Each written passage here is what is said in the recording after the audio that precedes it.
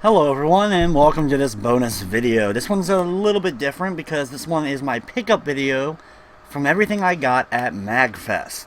Magfest actually was about a month ago now, so it took me a long time to finally sit down and do this video, and I apologize. I started a new job back in mid-December, and that's really been eating up a lot of my time, and I used that other little bit of time to do the bonus videos you've been seeing, such as the first plays.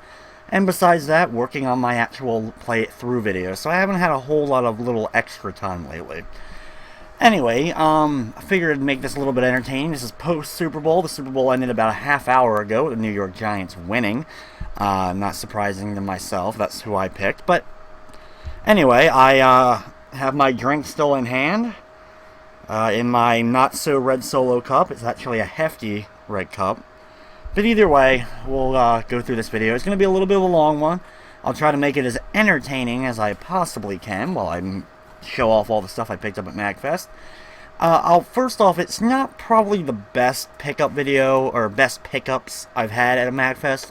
I think in the past few years I picked up a little bit more unique, better stuff. I still picked up one big item. I always usually pick up at least one new video game console while I'm there, so I did pick up that, which if some of you are on my Facebook, you probably already know what it was and saw the pictures of it. Anyway, I have actually like 3 giant paper bags over here. I'll show off there, you know. I got 3 of these bags here filled with stuff I picked up at Magfest itself, so we'll show it off as we go. Like I said, a lot of it, yeah, it may not be a whole lot of amazing pickups by any means, but some entertaining stuff definitely for sure that I didn't have. And I'll just grab the first thing out of here, and it starts off with Roger Clemens MVP Baseball for the Sega Genesis. You may ask, why in the hell did I even pick this up or whatever, and anyway, there's actually a couple of reasons. First off is Tail64, for whatever goddamn reason, loves this stupid baseball game. It was actually released on all major consoles at the time. And if it's not bad enough that it's just a generic baseball game, no real teams or anything, even more so, what you actually can see here at the bottom, it was created by Flying Edge. Now, that name may not necessarily strike fear into your hearts, but just remember that LJN, when everyone realized just how bad of games they made, they changed their name to Flying Edge. So this is an LJN-made baseball game. So you can obviously expect greatness when it comes to this.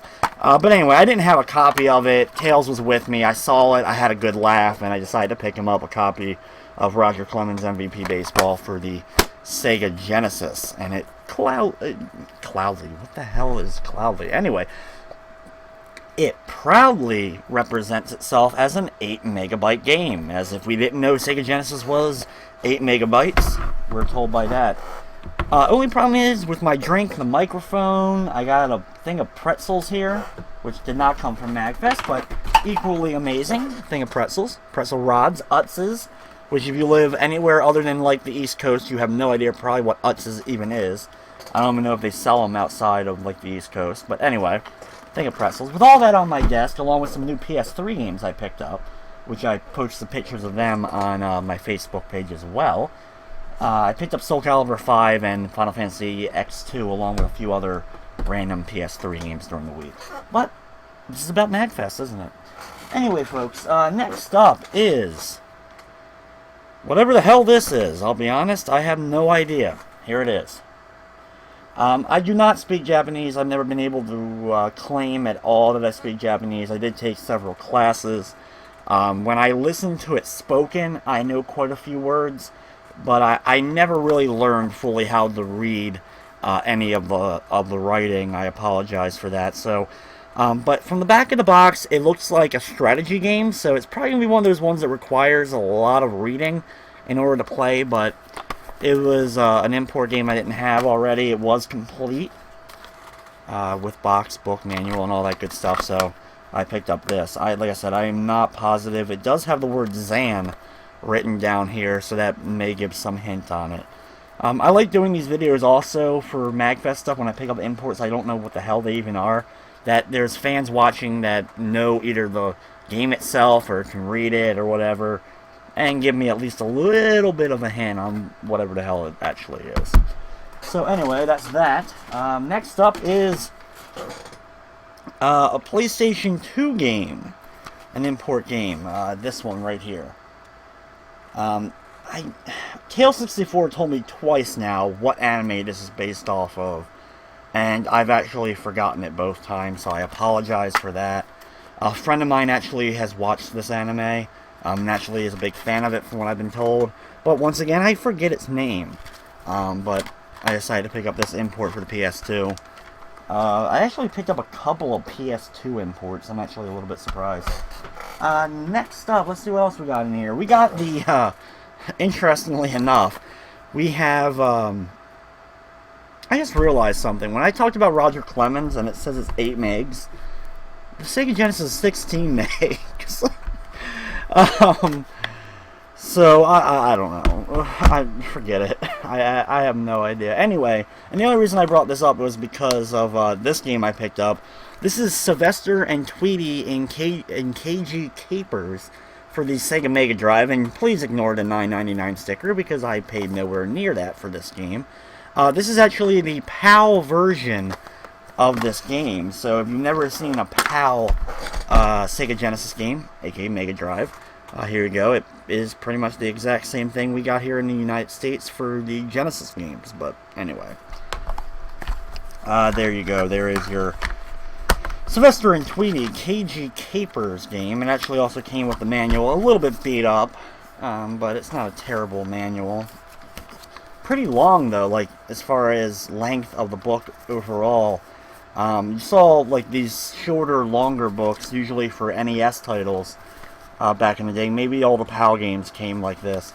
And also, it's quite thick, but that's also because it includes all the different language versions that the game had in all the PAL territories. So, I mean, we have English, French, German, Spanish, Italian, Swedish. All those are represented on the back here. So, anyway. Sylvester and Tweety, KG Capers. Next up is the Sega Mega Drive version, the PAL version, once again, of Dynamite Duke for the Sega Mega Drive. This game did have a North American release, I'm pretty darn sure. Once again, coming with the long book. And the guy on the cover alone makes the game. I actually don't have a North American version of this game. I'm sure it's not really an expensive title at all. I've only played it, I think, a few times myself through emulation. But anyway, this is Dynamite Duke, the Sega Mega Drive version of the game. Next up is a box complete version of the NES game Commando. Still has some of the shrink wrap on it. It's one of those games for the NES I actually haven't done a video for yet. It's a game by Capcom.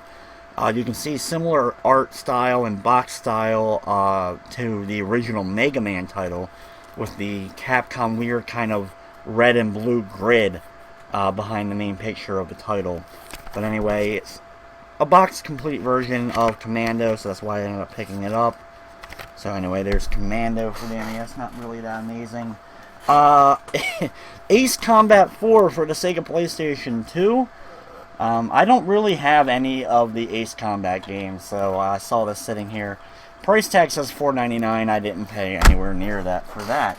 Same thing goes for the Sega PlayStation 2 game of The Getaway Black Monday. The actual game cartridge and book are in pristine condition. Another really cheap game. I ended up paying only $1 for it, so I picked that up. Next up, interesting title here. It's the Japanese copy of Sonic Heroes for the PlayStation 2. Interestingly enough, I think this is actually the first Japanese version of a Sonic game that I've ever actually picked up, as my hair is just absolutely horrible during this video. Anyway, you probably played Sonic Heroes. It's actually not a terrible game for the 3D Sonic games. You have multiple teams that got to go through each of them had their own storyline, 4 teams total. But anyway, Sonic Heroes, PlayStation 2, the Japanese version of the game. Here is the only strategy guide I got to pick up at Magfest itself, and that is the official strategy guide for Mortal Kombat Mythology, Sub-Zero. What can I really say about this game? If you've never played it before, they tried to make a action beat 'em up style game using the Mortal Kombat engine and folklore and all that, starring Sub-Zero.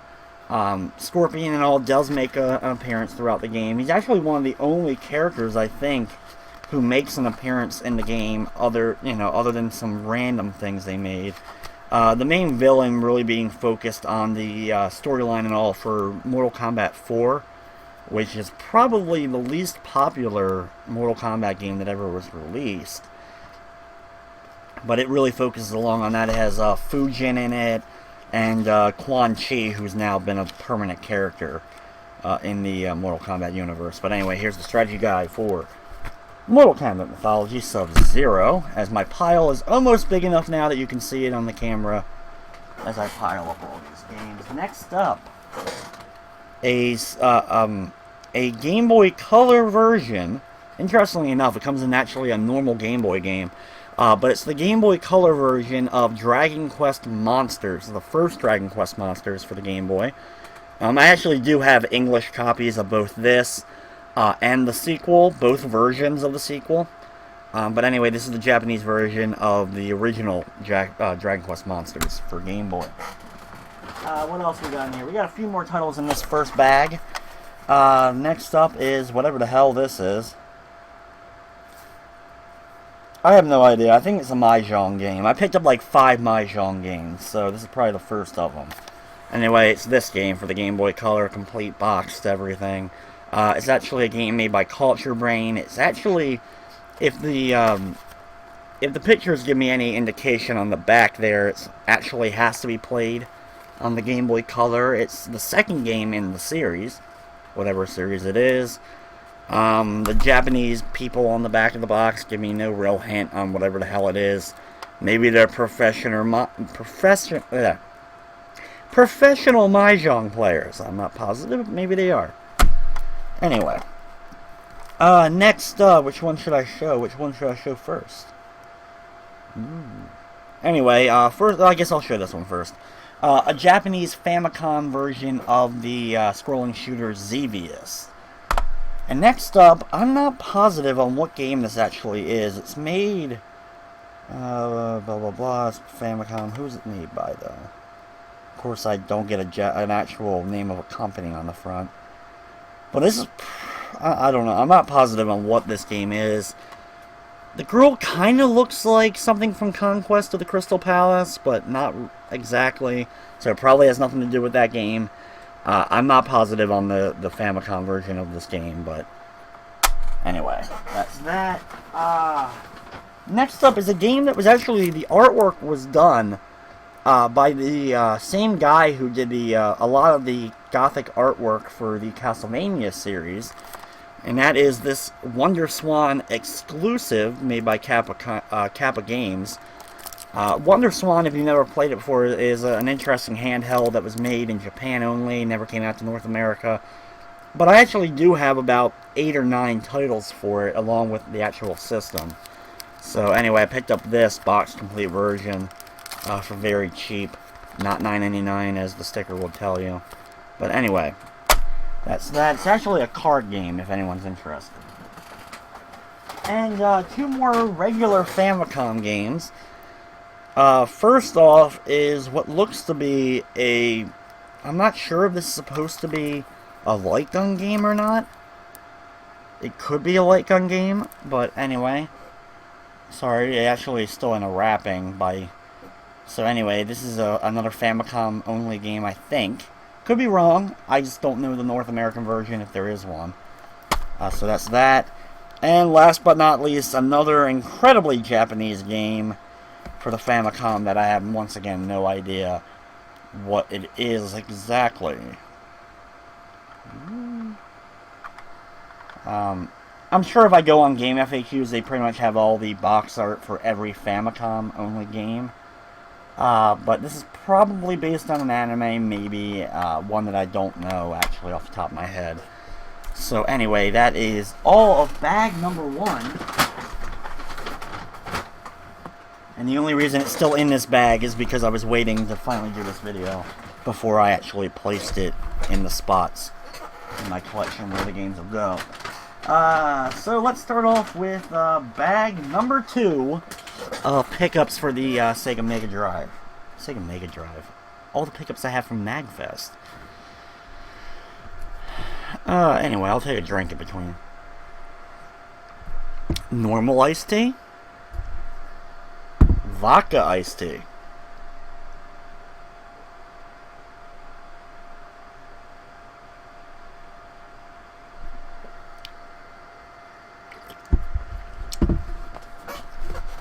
Anyway, first off in bag number 2 is a tennis game made by Love Games. Company looks like Major Wave and Hamster Tears. I'm sorry for the reflection. I'm trying to get hamster tears on the camera. But anyway, a PlayStation 1 game. This did have a broken case, but since the booklet and all were there, it's just a simple tennis game from the back of the casing. I really highly doubt this had a North American release. Just the fact that it's Love Games Hamster Tears. I don't know. Just humorous, to say the least. Next up, it looks like a Japanese board game type situation for Mahjong. Anyway, I'm not sure. Once again, like I said, I picked up like 4 or 5 Mahjong games. And amazingly enough, I actually don't even play Mahjong at all. And actually, this isn't Sega. Never mind. I thought it was a PlayStation game at first. But no, actually, it's a Sega CD game. Interestingly enough. Here it is. For those who may know what game this is. But anyway, it's a Mahjong game. It's actually multiple CDs. Made in 1992 by a Game Arts and Yellowhorn. Anime-style Mahjong game. Okay, I guess these are players, or the people you can play in the game. But that alien, that wins right there. So that makes this game worth the $1 or $2 I paid for it. There's a lot of characters actually in the game, so who knows? Maybe one day I'll actually sit down and play this. I don't actually have a Japanese Sega CD yet. I still need to get that. I'm working on saving up for an FM Towns system. That's one of the import systems I want. There's a couple other ones. There's actually another one I probably won't get to in this. I didn't pick up anything for it. And the system was about $500 the guy wanted for it. So I did not have anywhere near that at Magfest for it. But it's a... what was it called? I can't remember the company's name. But it's called the Loopy. If you've ever heard of it. It's basically a girls-only video game console called the Loopy. It actually seemed like it had a lot of dating sim type games, which are relatively popular even in North America with hardcore anime fanatic, those type of people, otaku, whatever, including myself. I like a good dating sim, not just a generic hentai thrown in there dating sim. But anyway. It's called the Loopy, and not only does it have a lot, it's a girls-only system pretty much, it looks like, dating sim games, it also prints stickers.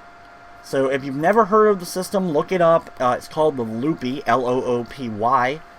That's probably a system I will buy in the future, just because it's so completely odd, and I had never heard of it before. Next up is a Yu-Gi-Oh! Game for the Game Boy Color. Of course, by Konami, as Konami owns the Yu-Gi-Oh! Franchise. This may have made it over here. I am not a huge... I played a handful of Yu-Gi-Oh! Console games. I actually have only played a few of the handheld Yu-Gi-Oh! Games. I know how to play the card game. But I'm nowhere near as into it as a lot of people are. So anyway, but this is a box-complete version of it. That's Kaiba, obviously, on the front, and Joey, or whatever his Japanese name is, and of course Yugi on the cover. I do know that much. Other than that, I apologize to Yu-Gi-Oh! Fans, but I ended up picking up a box-complete copy. It's actually in perfect condition, and it's the 4th Yu-Gi-Oh! Game, as I can tell by the number 4. Anyway, other than that, I'm not positive on what game that is. Next up is a Sega Dreamcast import game. No idea if this ever made North American shores. I had never seen it before. But it's pretty much called LSD, the game. No, I'm just kidding, because LSD is actually a dream simulator game for the PlayStation. Or you could call Goofy Shit the video game. I have no idea what this is. It looks like a racer, actually. But I'm not positive on that. I know the reflection's bad. You can see my my desktop screen in the background. But anyway, Sega Dreamcast import. Next up is this game from Bandai for the Famicom. Now, actually, I do know what game this is. And you probably, for those fanatics who know their imports, this is actually the game that was brought over to North America and turned into Chubby Cherub, which is a video game I did a play it through for about a year ago or so, back in last January. So anyway, this is the Japanese version of that said game. Next up is actually one of the games I was happy to pick up. It looks pretty interesting. It looks like a fishing RPG, but it may be in the River King series, but I'm not positive because I've never seen this one before. It's made by Victor Interactive and licensed by Nintendo themselves. But it's a fishing RPG, which I love the River King series, and it looks very similar. But it's either one of the ones that never made it here, or it's actually a clone, or another type of fishing RPG. Interestingly enough, though, your character does have a health bar. I know you can't really see it on here, but in the left corner, left corner here. Anyway, there is a health bar. You have 50 of 60 HP or whatever in that picture. Next up is Crayon Shin-Chan, the third game in the Crayon Shin-Chan series for the Game Boy. I do know what this is because I love me some Shin-Chan. One of the things I really wish Adult Swim or whoever would have kept translating the episodes. I know they took them and completely reworked all the wording and language and all that stuff, but they were pretty damn good writers on it. Very funny. But anyway, this is a Shin-Chan game. I know it's probably impossible to see the background picture there, but you can see all the main characters of the series. And in the upper left corner there, that is Action Bastard for those who are interested. Next up, this game is completely sunburnt to crap, sun-faded, or whatever the term is. But it's one of the Dragon Ball Z fighter games for the Super Nintendo, Super Famicom. Picked this up for $1. Even though the cartridge, it was one of those ones I was buying everything else from there, so I ended up picking up this as well. Next up is Ayrton Senna Super Monaco GP for the Sega Game Gear, the Japanese version of this game. I'm really not going to say anything else about it. IndyCar type racing game. I have no idea who even that guy is. I'm sure he's a famous IndyCar racer, but that's not one of my sports, so I'm not positive on what that is.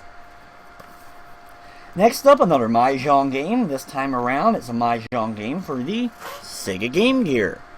As here we go. We have, I don't even know. It's another one of those complete games. I have no idea if there's anything funny in it, or entertaining.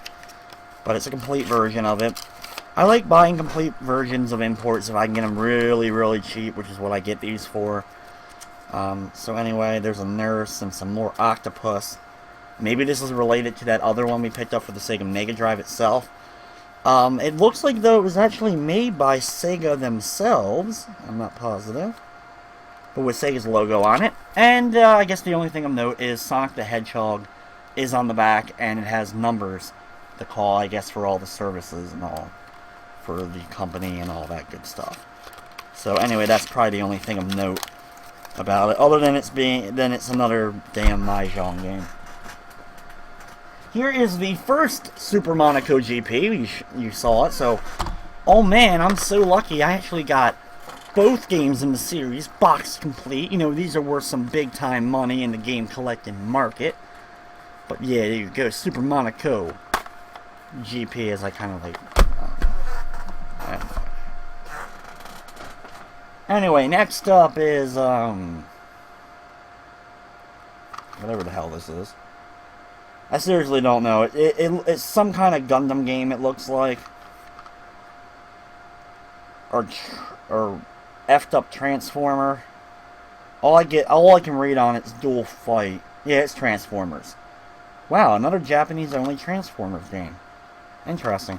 Anyway, here you guys go. It's for the Game Boy Color box, complete version of it. But yeah, there's Optimus Prime on the front cover. No idea.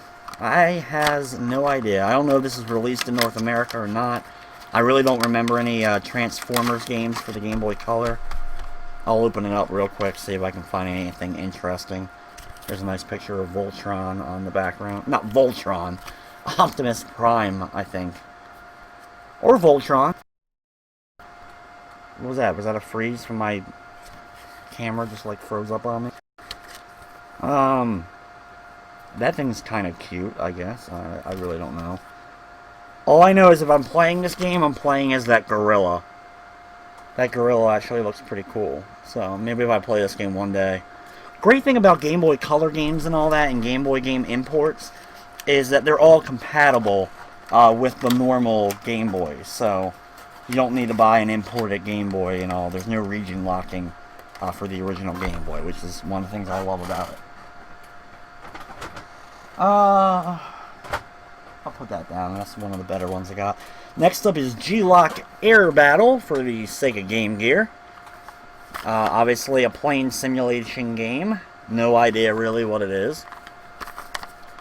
So there you go. G-Lock Air Battle. Another Japanese-only RPG for the actual Super Famicom this time. Made by the great company Hudson Soft, which I heard there recently that they're going out of business, which is a big sad face for me because I love Hudson. But anyway, I'm not sure the name of the game. It's a Super Famicom only JRPG, it looks like. I'll show you the back of it so you can see. It clearly looks like an RPG, even though the pictures are a little bit blurry for you here. So anyway, there you go. Next up is Evolution for the Dreamcast, which is actually a pretty good RPG for the original Dreamcast. This is the Japanese version of the game. It was also later released for the Nintendo GameCube. So there you go. The Japanese version of Evolution. A very, very good RPG series for the Nintendo Game Boy. It's part of the whole Shin Megami universe, kinda. This is the Japanese version of Last Bible 2. Made by Atlas. This is the Game Boy Color one. The first one was for the original Game Boy, I'm pretty sure. But anyway, I've played translated versions of these games. These are very good RPGs for the original Game Boy. So I do recommend checking out the Last Bible series if you've never done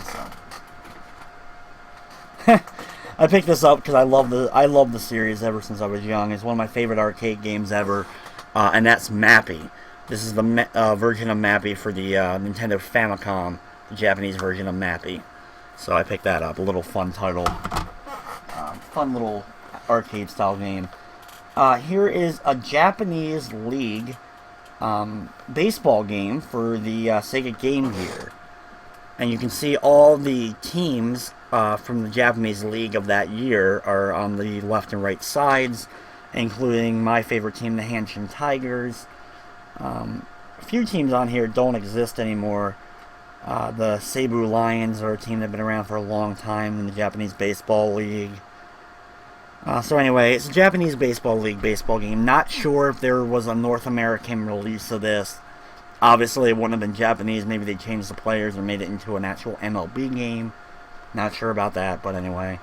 Baseball game for the Sega Game Gear. Next up is the Japanese version of Magical Quest, the first Magical Quest game from Capcom. Cart only, but, you know, what the heck. It was really cheap.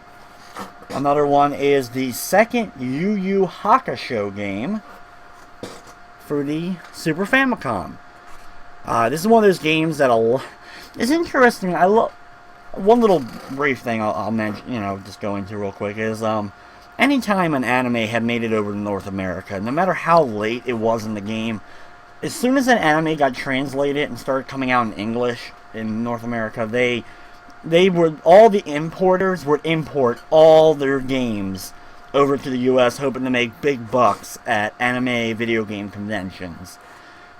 So anyway, because the Dragon Ball Z games, once, Dragon Ball Z became so popular, every anime convention, any video game stand you went to, there they are. The, Dragon Ball Z games, or Yu Yu Hakusho, Inuyasha games, anything that got brought over. I mean, they tried to do it with Zatch Bell, but Zatch Bell didn't really catch on very well. And the same thing goes now recently. I guess more recent series like Bleach and Naruto have kind of garnered the same type of importers. Gotta massively bring them in and charge like $60, $70 for popular games that you can pick up for, what, 10,000, 20,000 yen, roughly about $10, $15, $20. Anyway, just one of those random things. This is an interesting import. It's a Super Famicom import only for Derby Stallion 1996, a horse racing game.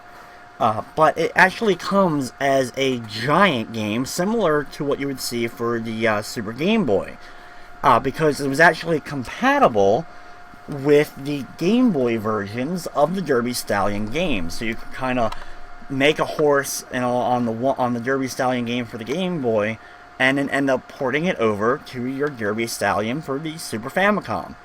One little interesting fact about me that some people may not know is I'm actually a ridiculously huge horse racing fan. I always have been. I love the sport. I enjoy betting on it, but more so I actually do enjoy watching horse racing. I've always enjoyed it and everything that goes into it. So I've always picked up any horse racing game I can get. I became a really big fan of horse racing games when we got lucky enough that the Gallop Racer games got brought over for the PlayStation 2. I actually recently picked up Gallop Racer and G1 Jockey. They were put both together for the PlayStation 3, PlayStation 3 and Wii. I'm not sure if there's a 360 version, but I recently picked up that version of it, so I still play horse racing games all the time. I just don't like the Wii version because of the Wii controls, so I picked up the PS3 version. Next up is another Japanese baseball game, this time around another Game Gear one, based obviously on the 91 season, based on the big 91 on the cover of the game. But anyway, there you go. What else we got in here? Another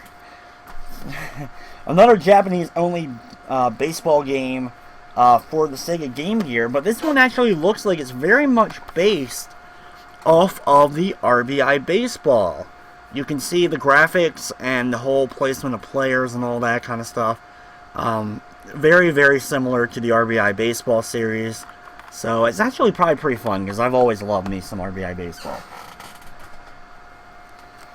Next up is Rage Racer. I'm not sure in Japan if Ridge Racer is actually called Rage Racer in Japan. I'm sure I just messed all that up. Anyway, this is Rage Racer. I'm 99% sure this is Ridge Racer. It's made by Namco, same company, same everything. PlayStation import for Rage Racer. I'm running out of space completely. Next up is a Japanese action Capcom game for the regular Famicom. Sorry, not Super Famicom. Way to Victory. I actually saw a copy of another Japanese-only Famicom game called Doughboy, which is, if you don't know what Doughboy is, it's a type of soldier. During, was it World War I or II had Doughboys? My brain's kind of fried at the moment, not surprisingly. Anyway, doesn't have anything to do with that game, but I've never actually heard of this. It's probably just a very simple action game. Not sure of any North American release for it. I don't recognize the cover art right off the bat. So, anyway, another Japanese-only Famicom game. Here we go. Here's two games I'll get out of the way here. A Sega Dreamcast Mahjong game. There is nothing special about this game. So there you go. Japanese-only Mahjong game. Once again, Mahjong. This guy was trying to get rid of all these games, so I just ended up picking them up for really, really cheap prices. And another Ayrton Senna game. You may remember him from the Super Monaco game we just mentioned earlier. But anyway, this one is for the PlayStation 1, and it's a kart duel game. It may be a decent racing game, I have no idea, but once again, really cheap import. The Japanese version of SimCity for the Super Nintendo. I've actually been challenging Tail64 to sit down and play the Japanese version. The Super Nintendo version of SimCity is actually a relatively tough experience, as for some reason my webcam froze a few times, I don't know why. Anyways, they're actually a pretty tough version of SimCity, at least in my opinion. So I actually was challenging Tails to see if we could sit down and at least beat one scenario of the Japanese version of the game, without looking at a guide or anything for the translation.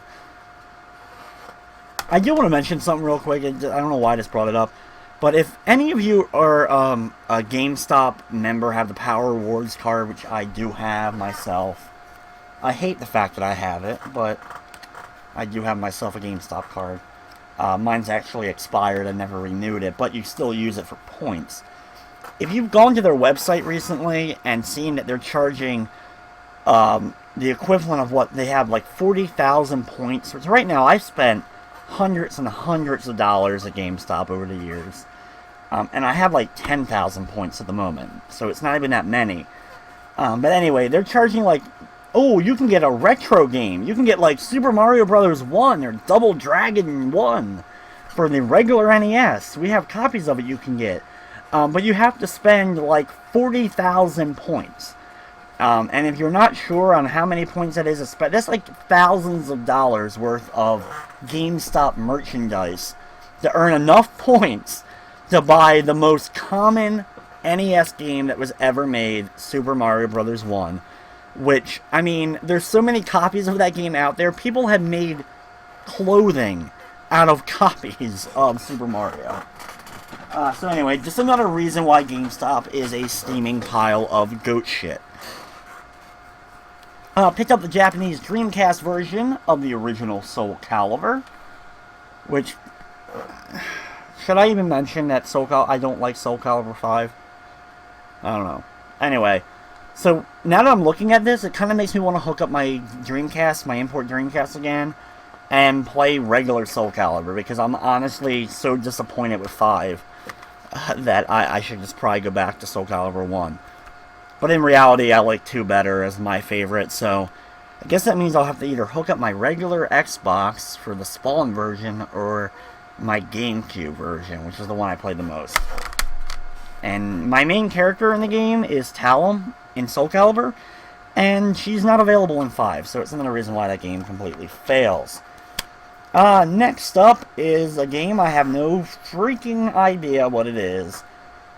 It looks like Animal Crossing, I'll be honest. The cat on it looks like a cat or a character you would see in an Animal Crossing title. However, it is clearly not Animal Crossing. It's for the PlayStation, and it's a game made by anybody. Is it Sony themselves, it looks like? Interesting, though, it is compatible with the Pocket Station. So it's one of those few games out there that was actually compatible with the Pocket Station. Some of you who are fans of Final Fantasy VIII may remember that the Pocket Station kind of came into play during Final Fantasy VIII. Next up, the Japanese version of River King 3. I mentioned that I love the River King series. I saw this copy sitting there, so I picked up myself a copy of River King 3, the import. We're almost done bag number 2, people. I know you guys are probably like, how many games did you effing buy? Next up is a Famicom game by Bam Presto. I honestly have no idea what it is. There you go. It looks like a Japanese family not quite happy with themselves. Not quite sure. It may be based on a film. I really have no idea. Actually, I'm going to open this up for the first time. Let me pull out the game here. And here's our little booklet for the game.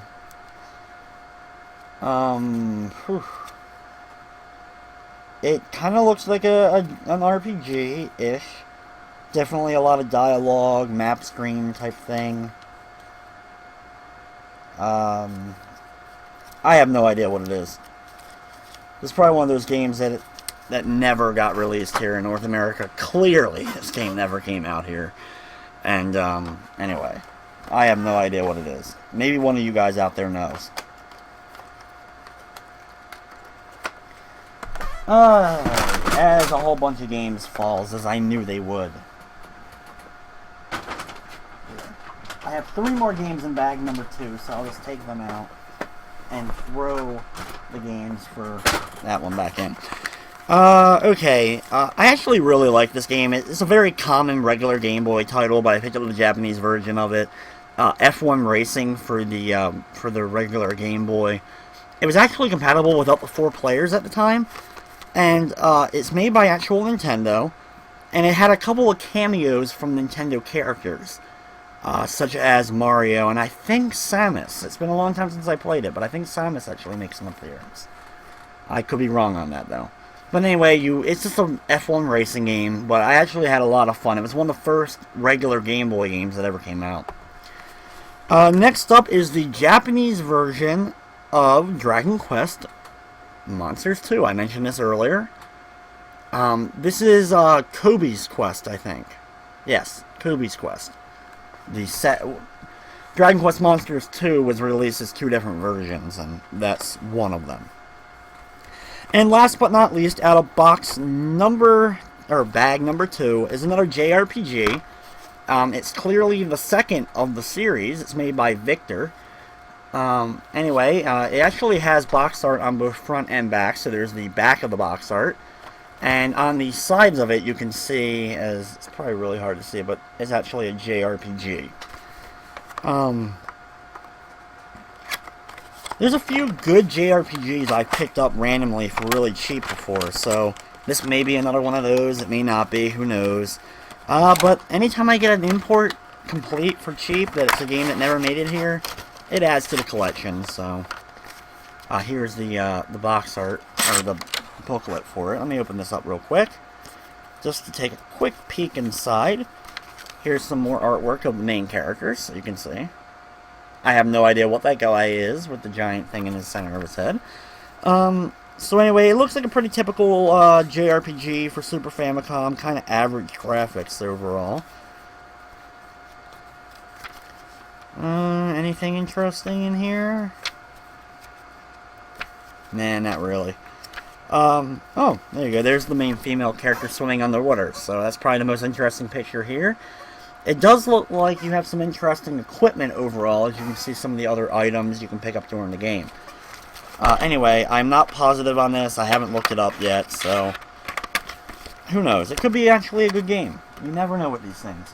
Anyway, let me clean up my desk real quick and put all the games back from bag number 2 as we move on to bag number 3, the third and final bag of my pickups from Magfest 2012.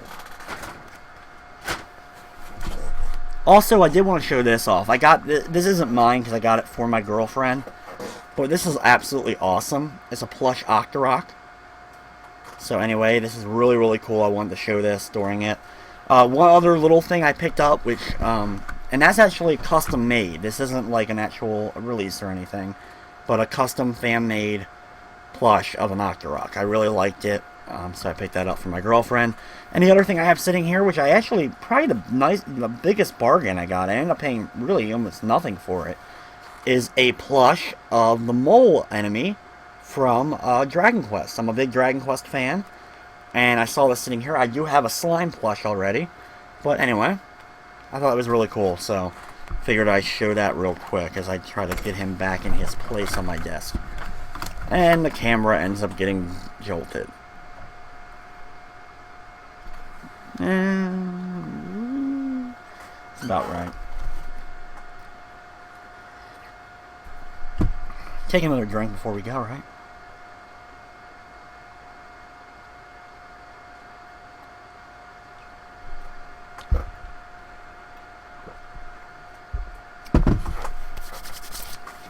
And here we go with bag number 3. I hope you guys are enjoying this. Like I said, I tried to make this as entertaining as I can. Figured it was a good time to do it. It was after the Super Bowl. I don't have work tomorrow. Thankfully, I'm off. I'm actually going to be spending most of my day shopping for a birthday present. But besides that, I'm going to be working on doing my commentary for some future videos that are coming up. Which, check out tomorrow on my channel, of course. Because I will be posting a new video. I think I'll be posting Comic Zone tomorrow. So, anyway. As I try to fix this camera, well... I don't think this camera likes me anymore. I don't know why. It just doesn't like to sit where I like it.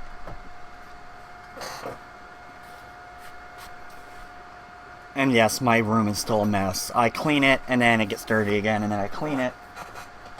Anyway, I picked up a couple Famicom games, a couple NES titles, very common titles, but I didn't actually have copies of it, so I needed to get them.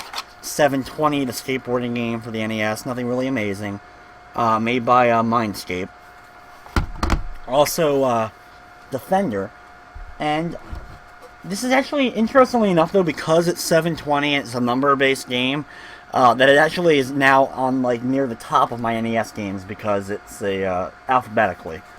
Also picked up Defender 2 for the NES, which is was actually made by HAL, which you probably know HAL, obviously Kirby, The Adventures of Lolo, and some other good NES games only, including Kabuki Quantum Fighter, which is one I've done a video for in the past. Picked up the, I actually already have the Tengen, unlicensed version, but I saw this sitting there, so I picked it up, the actual licensed version of RBI Baseball from Tengen. Also picked up the HAL version, of Millipede, another arcade classic ported over by HAL for the NES. Another game I have sitting right over there, I picked it up from my girlfriend. She's actually been asking me to do a video for it.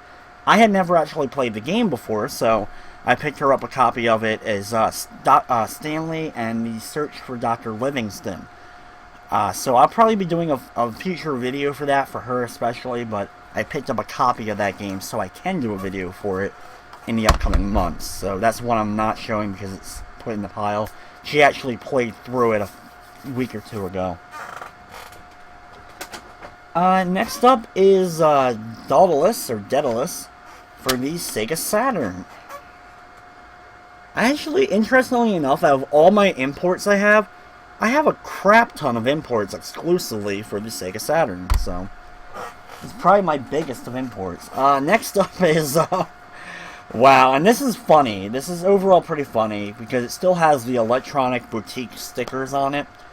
And it's a game for the PlayStation 2 called Whirl Tour.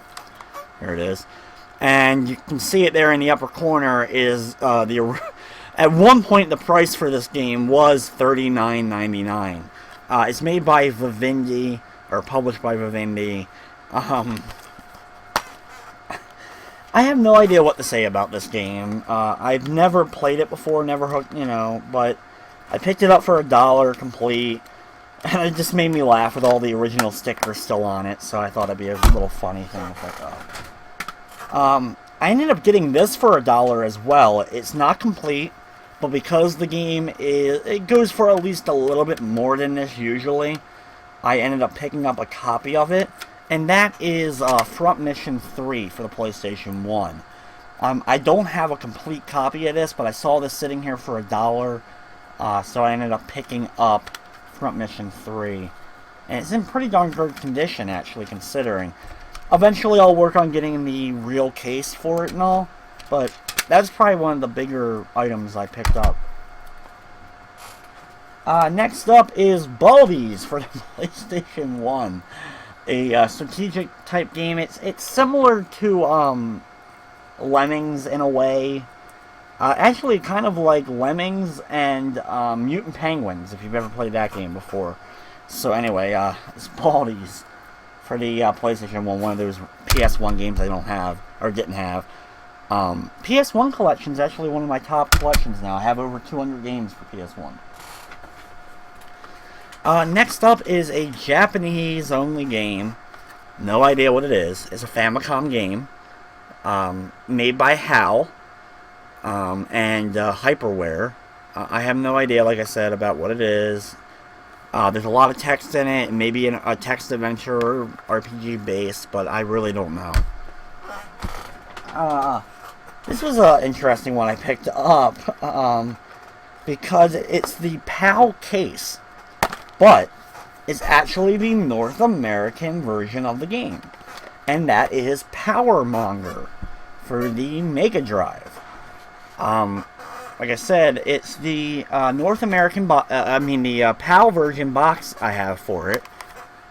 But inside, I opened it up, and it's the actual North American release, which, in case you won't be able to read it, but on there it mentions Sega Genesis, which instantly means it's a North American title.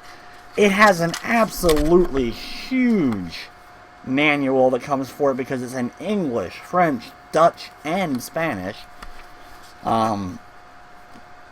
It's a strategy game, clearly.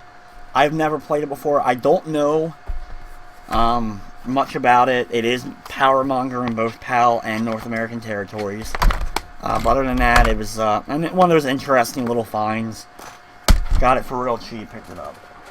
Another one I picked up that I actually like, a pretty decent shooter for the Sega Genesis, and that is Subterranea. I always say Subterrane, but Subterranea for the Sega Genesis. Another one of those complete Genesis games. It's actually a pretty good shooter. Not amazing, but a pretty good shooter. I finally picked this up. I did a video for this game a long time ago. I don't know if I ever uploaded it or not. Because I felt bad because I didn't actually own a cartridge of the game. But now I do, so I can do another video for it in the future. And that is POW Prisoners of War. A very good SNK game based on an arcade game. Next up is another horse racing game for the Famicom. I have no idea which one this is. I have no idea if this is anything worth a crap, anything like that. But anyway. Oh, this is funny. Cart only of Jeopardy Sports Edition for this Sega Genesis. I don't think really anything else needs to be said about that. What the hell is this? Oh! That's funny. It's a receipt from McDonald's. Actually, wow, that's kind of funny where it's from. It's from Southern Maryland, so anyway, it's just funny. That was we stopped at McDonald's, I think, after leaving Magfest, so that's why that's in here. Another Yu-Gi-Oh! Game Boy game. I'm not sure if this one... I think this one's before the other one I showed off already. But anyway, here's another Yu-Gi-Oh! Game Boy game.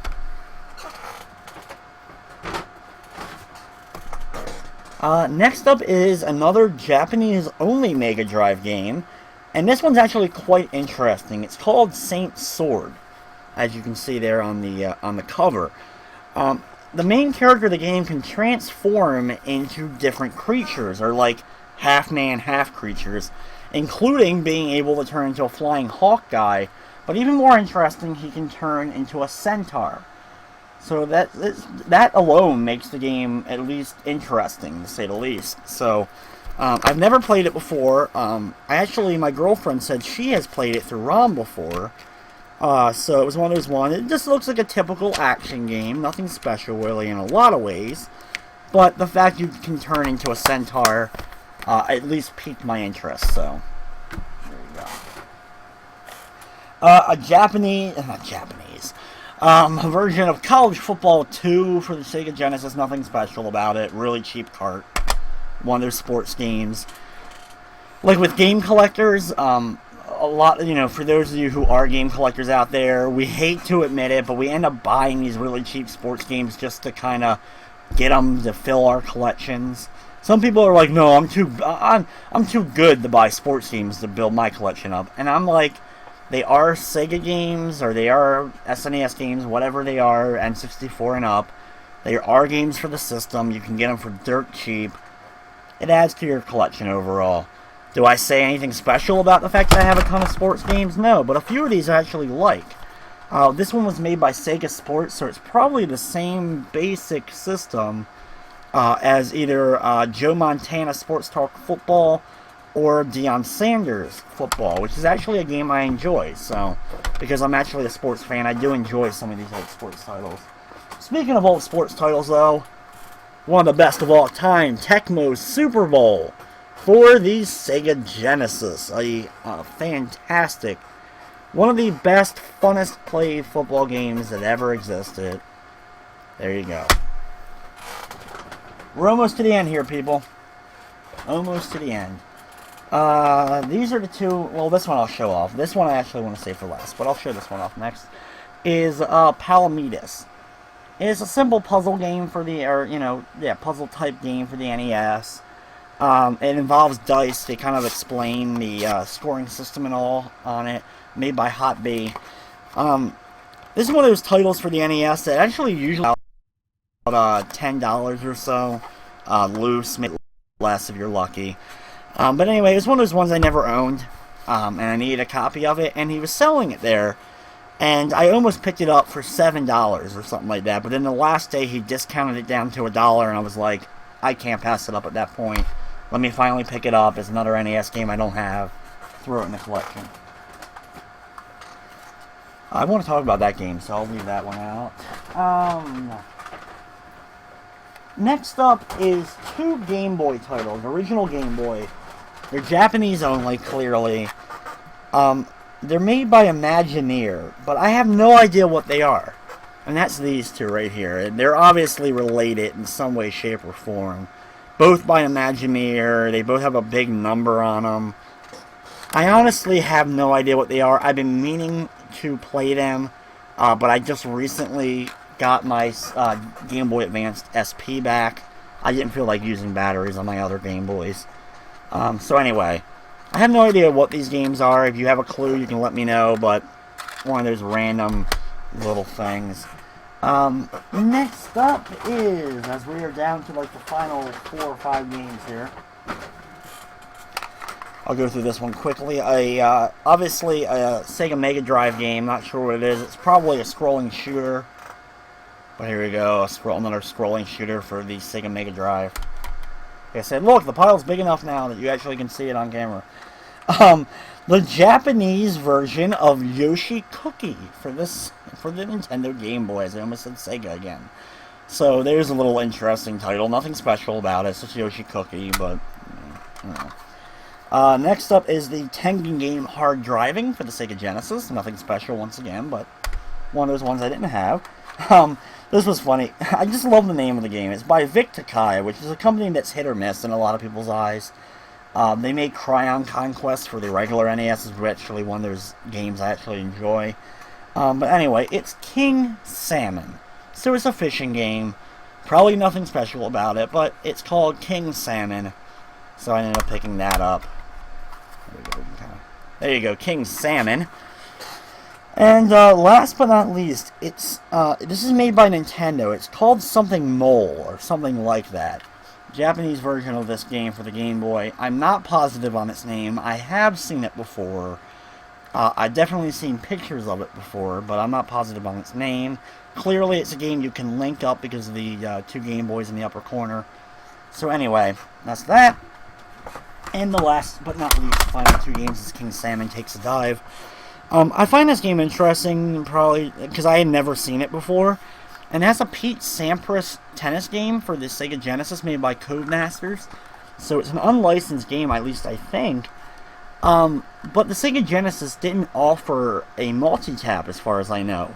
So to get around that and offer a 4-player gaming experience for the Sega Genesis, they actually put the 3rd and 4th player spots inside of the cartridge itself.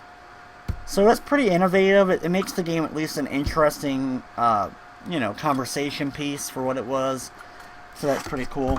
And last but not least, this game really isn't worth much probably, but I was thrilled to get a copy of this. I love this game. And that is right here. Now you may say, what the hell is that? Yes, clearly it looks like a typical anime game. It's for the Sega Genesis Mega Drive. But in the United States, instead of bringing this game over to North America, they decided that North American audiences, I guess, wouldn't necessarily get the magical turban gameplay, which is what the game is based off of, or there's some other reasons. But Sega of America decided to change the game, completely rework it, give it new music, give it new graphics, and rename it altogether, and they renamed it Decap Attack, which is one of my favorite games for the Sega Genesis. So anyway, this is the Japanese version of Decap Attack. It's hard to see here, but you can actually see the mini-game that takes place in between worlds from Decap Attack is still present, quite clearly. But anyway, the whole gameplay is still the same, but it's different characters, different storyline, and different everything from Decap Attack. So it's one of those little interesting pieces of a game that was changed from its Japanese counterpart and then completely reworked to be released for North American audiences. So anyway. So there you guys have everything I picked up from the bags. I have one little... As I drop things. Of course I do. Anyway, the last thing I picked up, which was actually one... Like, I had decided last year when I went there that I wanted to pick up a particular gaming console, which is one that I really wanted to mess with before. And that is the, one of the most interesting gaming consoles of all time. And that is the Vectrex. So here you go. I picked myself up a complete working Vectrex.